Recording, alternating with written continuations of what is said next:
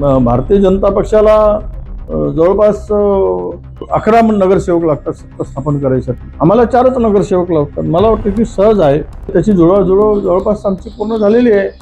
काँग्रेस पक्षाचे 27 नगरसेवक आहे आणि 27ही एकत्र राहतील. व्यवस्थेसाठी आपण वेगळे जरी ठेवले असले तरी गटनेता एक होईल आणि काँग्रेसचा महापौर चंद्रपूर महानगरपालिकेमध्ये बसेल. यामध्ये कुठे दोमत नाही आणि तेवढं संख्याबळ आमच्याकडे आहे. आणि कोण काही म्हणू देत. काल काही सुधीरजी मुनगंटीवारांनी काही स्टेटमेंट केलं की काँग्रेसचा एक गट वगैरे, हे सगळी अफवा आहे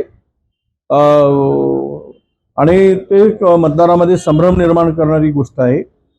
त्यामुळे मला त्यामध्ये नगरसेवक पूर्णतः सुरक्षित आहेत. सर्व आमच्याकडेच आहेत. ते मग खासदारांच्याकडे असू दे की आमदारांच्याकडे असू दे, आम्ही काँग्रेसचे आहोत.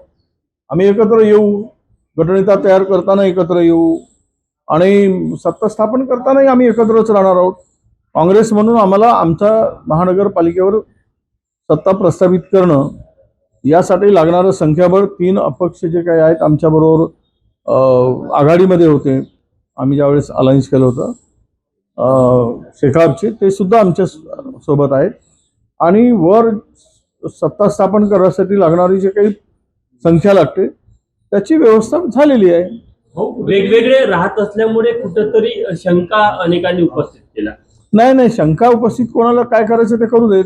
आता तिकडे मुनगंटीवारांची माणसं वेगळी आहेत, जोरगेवारांची माणसं वेगळी आहेत. म्हणजे काय ते एकत्र येणार नाही असं होत नाही. कालच जोरगेवारांची माणसं एका नागपुरातल्या हॉटेलमध्ये आहेत, मुनगंटीवारांची माणसं दुसऱ्या हॉटेलमध्ये आहेत. आम्हाला माहिती आहे. त्यामुळे ह्यामध्ये काही हे नाही. ते एकत्र येतात, आम्ही एकत्र येतो. पंजाब चिन्हावर काँग्रेस पक्षाच्या भरोश्यावर निवडून, काँग्रेस पक्षाकडून ते निवडून आलेले आहे आणि तिथे कुठेही त्यांना काही चुकीचा निर्णय घेण्यासाठी कोणालाही स्कोप नाही आहे. गटाचा गटनेता असेल तुमच्यासोबत जे नगरसेवक आहेत त्यांच्यापैकी होणार आहे का खासदार मॅडम सोबत आहे त्यांच्यापैकी? नाही, आमचं असं मत आहे की जो सिनियर आहे, जुना काँग्रेसी आहे, निष्ठावंत आहे, प्रामाणिक आहे पक्षाशी, त्याला गटनेता करावायचं असं आमची चर्चा आहे. त्याचं उत्तर मी दिलं आहे. भाजपचे नाही, उलट भाजपचेच नगरसेवक आमच्या संपर्कात आहे. त्यामुळे आमचे नगरसेवक त्यांच्या संपर्कात राहण्याचा प्रश्नच नाही दूरपर्यंत. हे काहीतरी हवेवर तीर मारण्याचा प्रकार आहे तो. लोटस ऑपरेशन राबवत अशी तुम्हाला भीती आहे? तुम्ही नगरसेवक दूर नाही, त्यांनी पण ठेवलाय. त्यांना मग पंजाब ऑपरेशन वापरला चाललंय असं होईल का? त्यांचे पण नगरसेवक बाहेर आहेत. शिंदे साहेबांचे नगरसेवक बाहेर आहेत. उद्या भाजपचे नगरसेवक बाहेर जातील. असं नाही की ठीक आहे एकत्र राहिले पाहिजेत. निवडणुकीच्या पिरियडमध्ये सगळेच एकत्र ठेवतात. शिंदे साहेबांचे सगळे नगरसेवक एकत्र वावरत आहेत, एकत्र दिसत आहेत, जेव्हा की चंद्रपूर मधलं चित्र वेगळं दिसत आहे आणि त्यामुळे एक वेगळा संदेश चालला. जाऊ दे ना, हा संदेश निवडणूक होईपर्यंतच राहील ना. निवडणूक झाल्यानंतर संदेश संपेल. त्यामुळे आम्हाला माहित आहे की एकत्रितपणे राहून आपल्याला या निवडणुकीमध्ये काँग्रेसला सत्ता मिळवायची आहे आणि जनतेने तिथल्या काँग्रेसला हातात सत्ता देण्यासाठी आमच्याकडे त्यांनी मतदान केलेलं आहे. महानगरपालिकेच्या निवडणुका संपल्या पण लाडक्या बहिणींना हप्ते मिळाले नाही. अमरावती वर्धामध्ये आक्रोश नाही, ते आता निवडणुकीच्या तोंडावर जुळवाजुळव करायचा प्रयत्न केला. 14 तारखेला 15ला निवडणूक आहे. 14 तारखेला त्यांच्या अकाउंटमध्ये पैसे घालून पुन्हा मतं मिळवण्याचा केविलवाणा प्रयत्न सत्ताधाऱ्यांनी केला महायुतीने, परंतु त्यामध्ये ते पैसे नसल्यामुळे काही कमी पडल्यामुळे सफल झाले नाही. आता पुन्हा पुढच्या निवडणुकीची वाट पाहावी लागेल असं मला वाटतं. मुंबईमध्ये शिंदेचा स्ट्राईक रेट राहिला नाही अशी चर्चा भाजपच्या गोटात आहे. जास्त जागा घेऊन कमी जागांवर शिंदेचे नगरसेवक निवडून आले. एक गट दिल्लीमध्ये अशी तक्रार करणार आहे की भाजपनं जास्त जागा लढल्या असतात तर बहुमताचा आकडा भाजपनं स्वतः गाठला. या जर तरच्या गोष्टी आहेत. असंही म्हणतात की काँग्रेस मनसेने लढले असते तर 150 जागा आल्या असत्या. मग आता यामध्ये अशी चर्चा आहे की मनसेने अधिक जागा घेतल्यामुळे शिवसेनेला फटका बसला. हे निवडणुकीनंतरचे चर्चा आहे. जो जिता वो सिकंदर, जिसके पास मिळालं त्या परिस्थितीमध्ये चर्चा झाल्यानंतर जे काही मॅन्डेट मिळालं ते स्वीकारलं पाहिजे. संजय राऊत यांनी म्हटले की चंद्रपूरमध्ये उबाठाच्या नगरसेवकाशिवाय महापौर बसणार नाही. नाही, ते उभाटांची आपण युती नव्हती, पण उभाटा आणि आम्ही महाविकास आघाडीमध्ये एकत्र आहोत, म्हणून आम्हाला वाटतं की आपण एकत्र राहून सत्ता स्थापन करावी अशी आमची भूमिका आहे आणि त्यासाठी त्यांच्याशी चर्चा आमची सुरू आहे. पण त्यांनी पण उभाठाने पण महापौर पदाचा दावा केलेला आहे चंद्रपूरमध्ये. मागे त्यांनी दावा केलेला आहे, प्रश्नच नाही, त्यांनी दावा करण्याचा त्यांचा अधिकार आहे. कारण पण ते आता चर्चा करून आम्ही तो निर्णय घेऊ. हो, पालघर जिल्हा प्रशासनाने वाहतुकी संदर्भात एक अधिसूचना काढली आहे. त्यामध्ये गुजराती भाषेचा वापर जे आहे ते करण्यात आला आहे. गुजराती भाषेचा वापर करण्यात आला अधिसूचनेमध्ये. महाराष्ट्राची अधिकृत भाषा मराठी असताना गुजराती भाषेचा वापर.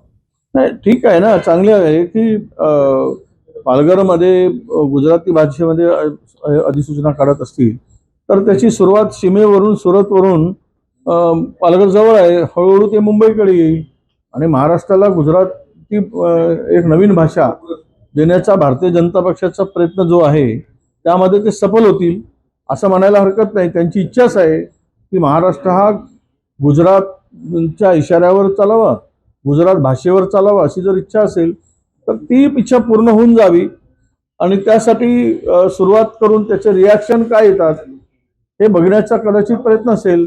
खडा टाकायचा आणि वाट बघायची. तर भारतीय जनता पक्षाची भूमिका या संदर्भात आम्हाला नवीन वाटत नाही. हो, चंद्रपूरमध्ये भाजप संपर्कात असल्याची माहिती आहे या सगळ्या याच्या.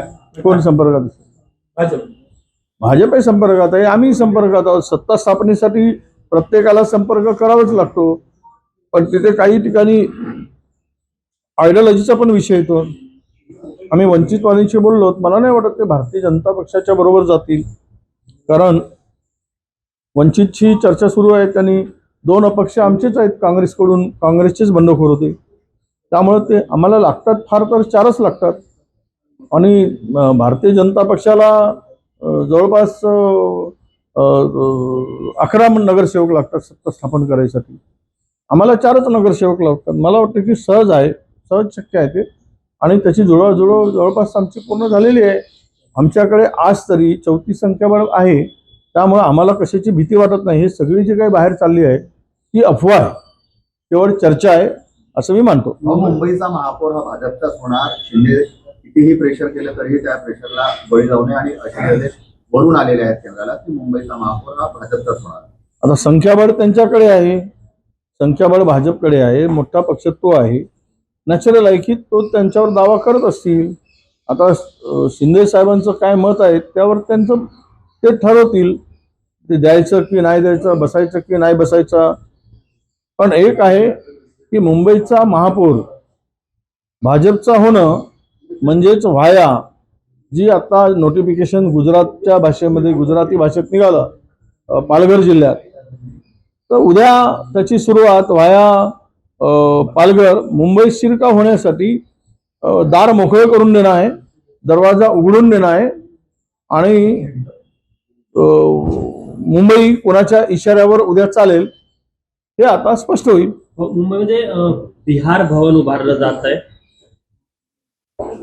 हो, आनंद आहे. मुंबई ही आर्थिक राजधानी आहे. सर्व प्रांताचे भवन जातीनिहाय मतासाठी उघडले गेले पाहिजेत, तयार केले गेले पाहिजेत, बांधले गेले पाहिजेत आणि मुंबईतही मतं घेता आली पाहिजेत आणि बिहारमध्ये मतं घेता आली पाहिजेत. इथे कुठलंही काही बंधनच राहिलं नाही. कुठल्याही भाषा आपल्या कुठल्याही प्रांतातील लोकांसाठी भवन बांधणं आणि ते केवळ त्यांच्याशी भावनिक नातं आहे म्हणून नाही तर मताशी नातं जोडलं आहे म्हणून हे सगळं उपद्रव करणं आहे असं मी मानतो. कर्नाटकामध्ये स्थानिक स्वराज्य संस्थांच्या निवडणुका बॅलेट पेपरवर घेण्याचा निर्णय तिथेच निवडणूक आयोगाने घेतलेला आहे. हो, पण इथला निवडणूक आयोगाला म्हणजे कळत नाही ना. इथल्या निवडणूक आयोगांची बुद्धी जरा भ्रष्ट स्वरूपाची झाल्यासारखी लोकांना वाटत आहे आणि ती हिंमत करत नाही. हे इथला निवडणूक आयोग हे सत्ताधाऱ्यांचा मांडलिक झालेला आहे. आता मांडलिकत्व स्वीकारणारा स्वायत्त गमवणाऱ्याकडून आपण काय अपेक्षा करणार? कुठल्या पारदर्शकतेची अपेक्षा करू? कुठे स्वच्छपणे निवडणुका होण्याची अपेक्षा करू? जे काही आता महानगरपालिका आणि नगरपरिषदा झाल्या कुठेतरी दिसला काय निवडणूक आयोग? त्याची भूमिका दिसली का? फक्त तिकडे निवडणूक कार्यक्रम घोषित करताना एक पोपटसारखं बोलणं आणि प्रेस कॉन्फरन्स घेणं याच्या पलीकडं महाराष्ट्रात निवडणूक आयोगाची भूमिका अजिबात दिसत नाही. म्हणजे हे तर गुलाम झाले सत्ताधाऱ्यांचे, म्हणजे सत्ताधाऱ्यांच्या ताडाखालची मांजरं झाल्यासारखी ही मंडळी आता वापरत आहेत.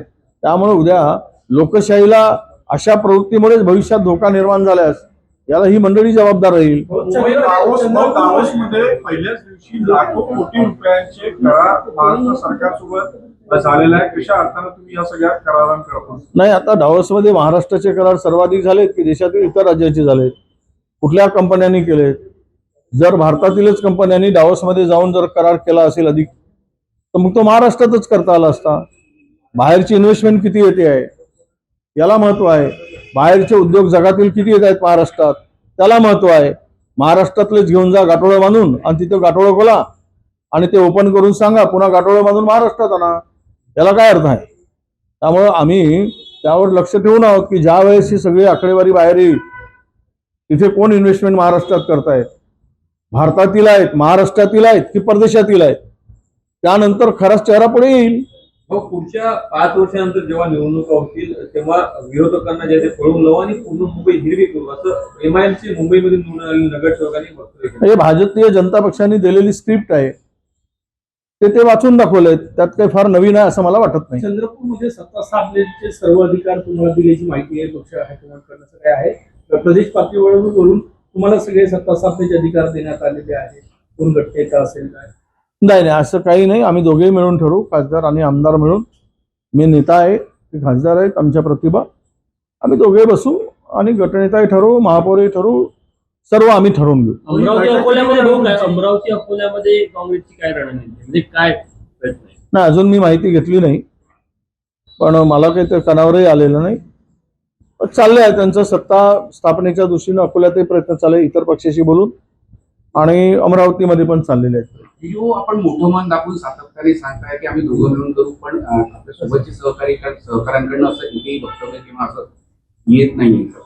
नाही, ते काय म्हणतात ते खासदार आहे आणि आता नवीन आहे, तो दुसरीच काम आहे त्यांची, त्यामुळं त्यांना जे बोलायचं ते बोलू देत. मी नेता आहे, मला माझ्या मर्यादा माहीत आहेत.